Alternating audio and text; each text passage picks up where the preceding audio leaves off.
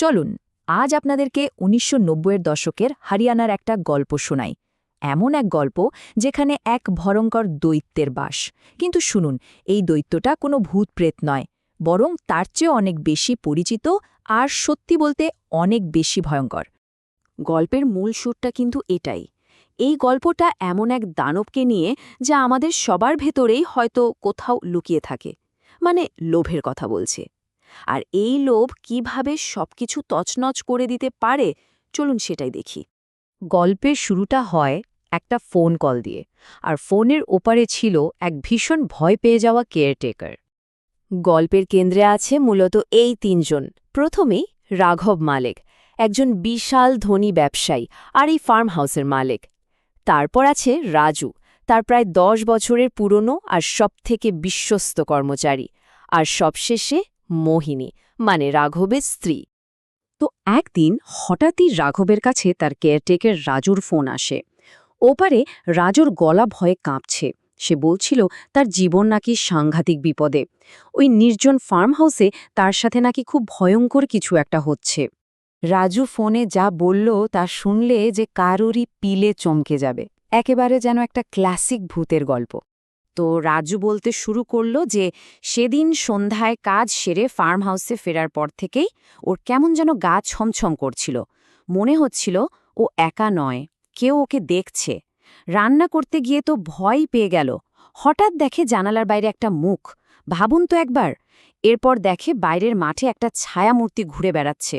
আর তারপর ঠিক রাত ৯টায় যেমনটা হওয়ার কথা ছিল, কারেন্টটাও চলে গেল। পুরো ফার্ম হাউস ডুবে গেল ঘুটঘুটে অন্ধকারে। চারিদিকে তো মিশমিশে কালো অন্ধকার। রাজু কোনো মতে একটা ইমার্জেন্সি লাইট জ্বালানোর চেষ্টা করছিল, আর যেই না সেই আলোটা জ্বলে উঠল, ওর সামনে যাচ্ছিল। হ্যাঁ, ঠিকই শুনছেন। রাজু নাকি দেখেছিল একটা মুন্ডহীন মহিলার ছায়া। ওই ভয়ঙ্কর দৃশ্য দেখে ও চিৎকার করে দৌড়ে পালিয়ে যায় আর আস্তা বলে লুকিয়ে পড়ে। সারা রাত ওখানেই ভয়ে কাঁপতে কাঁপতে কাটিয়ে দেয়। রাজুর এই গল্প শুনে রাঘবের কিন্তু প্রথমে একদমই বিশ্বাস হয়নি, কিন্তু সে যখন নিজে ফার্ম হাউসে পৌঁছাল, তখন এই ভূতের গল্পটা যেন তার নিজের জীবনের সত্যি হয়ে উঠল। তো রাঘব ফার্ম হাউসে গিয়ে দেখে রাজু বেচারা ভয়ে আস্তা বলে লুকিয়ে আছে। রাঘব ওকে বকাবকি করে ঘরে চলে আসে, কিন্তু এরপর যা যা ঘটতে শুরু করল তার রাঘবের সব অবিশ্বাসকে উড়িয়ে দিল। ঘরের মধ্যে কেমন যেন গা ছমছমে হাসির শব্দ, হঠাৎ করে কাজ ভাঙার আওয়াজ, আর তারপর ঠিক রাত ৯টায় কারেন্টটাও চলে গেল। আর সবচেয়ে বড় ব্যাপার হলো, রাঘব ছিল একজন হার্টের পেশেন্ট। ও বুঝতে পারল যে সে এই ভুতুরে বাড়িতে একা আটকা পড়ে গেছে। রাঘব পালাতে চেয়েছিল, কিন্তু সমস্যা হলো ওর গাড়ির চাবিটা ছিল সেই বেডরুমের ভেতরে যেখানে এই সব অদ্ভুত ঘটনাগুলো ঘটছিল। ও বুঝতে পারছিল পালানোর কোনো রাস্তাই খোলা নেই।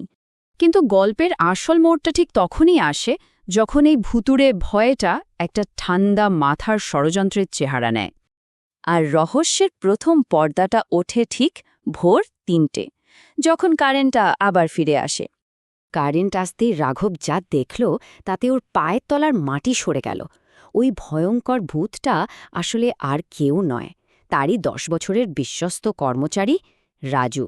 রাঘব ওকে হাতে নাতে ধরে ফেলে যখন রাজু ফোনে এক রহস্যময় ম্যাডামের সাথে কথা বলছিল। রাজুর হাত থেকে ফোনটা কেড়ে নিতেই রাঘব দেখে লাইনের ওপারে আর কেউ নয়, তার নিজের স্ত্রী মোহিনী। আর ঠিক সেই মুহূর্তেই পুরো ষড়যন্ত্রটা জলের মতো পরিষ্কার হয়ে যায়। প্ল্যানটা ছিল একেবারে ঠান্ডা মাথায় করা একটা খুনের ছক। মোহিনী জানত যে রাঘব হার্টের রোগী, তাই সে রাজুকে দিয়ে এই ভূতের নাটকটা করিয়েছিল, যাতে রাঘব ভয়ে হার্ট অ্যাটাক করে মারা যায়। আর তাহলেই মোহিনী সমস্ত সম্পত্তির মালিক হয়ে যাবে। আর এই কাজের জন্য রাজুকে লোভ দেখিয়েছিল সম্পত্তির ৫% ভাগ দেওয়ার। কিন্তু মোহিনী আর রাজু হয়তো এটা ভুলে গিয়েছিল যে তারা যার বিরুদ্ধে ষড়যন্ত্র করছে সে তাদের চেয়েও কয়েক ধাপ এগিয়ে। রাঘব তার নিজের একটা চালেই পুরো খেলাটা ঘুরিয়ে দেয়। এত বড় একটা বিশ্বাসঘাতকতার সামনে দাঁড়িয়েও রাঘব কিন্তু এক মুহূর্তের জন্য বিচলিত হয়নি, বরং খুব শান্ত মাথায় সে তার নিজের মারাত্মক প্ল্যানটা তৈরি করে ফেলে। রাঘব তখন রাজুকে একটা নতুন অফার দিল, একটা কাউন্টার অফার। সে বলল, মোহিনী তোকে 5% দেবে বলেছিল তাই না, আমি তোকে 10% দেব, মানে ডাবল। কিন্তু শর্ত একটাই, মোহিনী যখন এখানে আসবে তখন রাজুকেই তাকে শেষ করে দিতে হবে।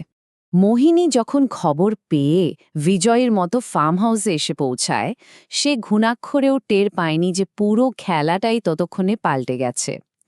রাঘবের সাথে হাত মিলিয়ে রাজু সেখানেই মোহিনীকে খুন করে। না, গল্পটা এখানেই শেষ নয়। রাঘবের বুদ্ধির আসল খেলাটা তো এখনো বাকি ছিল। আসল সত্যিটা হলো, রাঘব ওই ফার্ম হাউসটা 1 সপ্তাহ আগেই বিক্রি করে দিয়েছিল। মানে যে বিশাল সম্পত্তির লোভে মোহিনী আর রাজু এত বড় একটা ষড়যন্ত্র করল, খুন করল, সেই সম্পত্তিটা আসলে রাঘবের ছিলই না। তাদের পুরো পরিকল্পনা, বিশ্বাসঘাতকতা আর খুন সবটাই আসলে অর্থহীন ছিল। রাঘব সেখান থেকে সোজা চলে যায়, তার গায়ে কোনো আঁচড় পর্যন্ত লাগে না। পুলিশি তদন্তে পুরো ঘটনাটা মোহিনী আর রাজুর অবৈধ সম্পর্কের ফল হিসেবে দেখানো হয়। রাজু পরে অপরাধবোধে আত্মহত্যা করে, আর রাঘব আইনত একেবারে পরিষ্কার হাতে তার স্ত্রীর সমস্ত সম্পত্তির মালিক হয়ে যায়। এই গল্পটা আমাদের আসলে এটাই শেখায় যে লোভের কোনো শেষ নেই। অল্প লোভ হয়তো আমাদের আনন্দ দেয়, কিন্তু সেটা যখন সীমানা ছাড়িয়ে যায় তখন তার শেষটা হয় ভয়ঙ্কর, মানে মৃত্যু।